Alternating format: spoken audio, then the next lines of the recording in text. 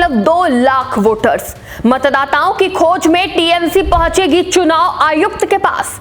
बंगाल में एसआईआर की प्रक्रिया पूरी हो गई है, लेकिन टीएमसी का एसआईआर के खिलाफ विरोध खत्म होने का नाम नहीं ले रहा है। चुनाव नजदीक है। भाजपा के चाणक्य अमित शाह मिशन बंगाल के लिए 2 दिन के दौरे पर हैं। इस बीच ऑल इंडिया तृणमूल कांग्रेस का एक 10 सदस्यीय प्रतिनिधिमंडल बुधवार 31 दिसंबर को 12 बजे मुख्य चुनाव आयुक्त ज्ञानेश कुमार से चुनाव आयोग के दफ्तर में मुलाकात करेगा और पूछेगा कि जिन 58.2 लाख नामों को एसआईआर की लिस्ट से निकाला गया है, उनमें कितने बांग्लादेशी और रोहिंग्या हैं।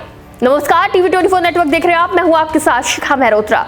बंगाल में टीएमसी एसआईआर का विरोध करती आई है। राहुल गांधी और इंडिया ब्लॉक के नेताओं ने यह आरोप लगाए थे कि विपक्ष के वोट काटे जा रहे हैं, जबकि चुनाव आयोग की मिलीभगत से भाजपा के वोट जोड़े जा रहे हैं। तो वहीं अब टीएमसी एसआईआर की ड्राफ्ट रिपोर्ट से कटे नामों पर जानकारी लेने और तार्किक विसंगतियों पर चर्चा करने चुनाव आयुक्त से मुलाकात करेगी। सूत्रों का मानना है कि प्रतिनिधिमंडल में लोकसभा में टीएमसी के नेता अभिषेक बनर्जी के अलावा राज्यसभा में पार्टी के नेता डेरेक ओब्रायन भी शामिल होंगे। प्रतिनिधिमंडल चुनाव आयोग के सामने पश्चिम बंगाल में चल रही एसआईआर प्रक्रिया से जुड़े कई मुद्दे और आपत्तियां रखेगा। टीएमसी का कहना है कि एसआईआर प्रक्रिया में कई तार्किक विसंगतियां हैं। पार्टी के अनुसार बार बार एक जैसी समस्याएं सामने आ रही हैं, जिससे पूरी प्रक्रिया पर सवाल खड़े हो रहे हैं। पार्टी का आरोप है कि बड़ी संख्या में मतदाताओं के नाम बिना पर्याप्त पारदर्शिता के चिन्हित किए गए या ड्राफ्ट मतदाता सूची से हटा दिए गए। माना जा रहा है कि प्रतिनिधिमंडल चुनाव आयोग के ऐप और सॉफ्टवेयर से जुड़े मुद्दों को भी उठाएगा। इसके साथ ही इलेक्शन कमीशन ऑफ इंडिया की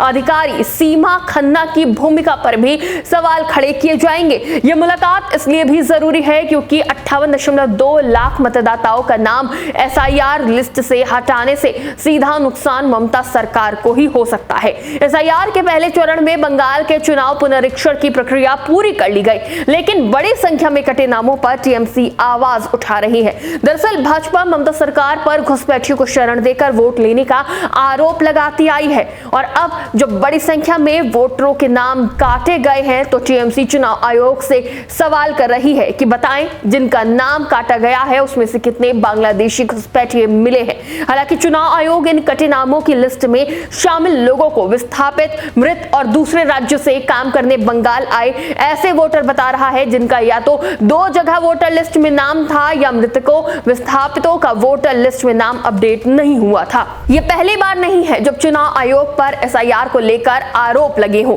विपक्ष ने एसआईआर प्रक्रिया के दौरान बीएलओस पर दबाव बनाकर विपक्ष के वोट काटने का भी चुनाव आयोग पर आरोप लगाया था। तो वहीं यूपी में 4 करोड़ मतदाताओं का एसआईआर सूची से नाम गायब रहने पर सीएम योगी आदित्यनाथ ने भी चिंता व्यक्त की थी, लेकिन अंतिम तिथि से पहले 2,89,000 मतदाताओं के फॉर्म भर गए, जिस पर यूपी की मुख्य विपक्षी पार्टी सपा के प्रमुख अखिलेश यादव ने सवाल उठाते हुए पूछा था कि 4 करोड़ वोटर कब हुए हैं, फिर 2,89,000 का आंकड़ा कैसे आया। इसके साथ ही फॉर्म भरवाने के सीसीटीवी फुटेज की मांग भी अखिलेश यादव ने कर दी थी। उधर बंगाल में सिर पर चुनाव है और टीएमसी चुनाव आयोग से एसआईआर में हुई गड़बड़ी पर चर्चा करने के लिए तैयार है।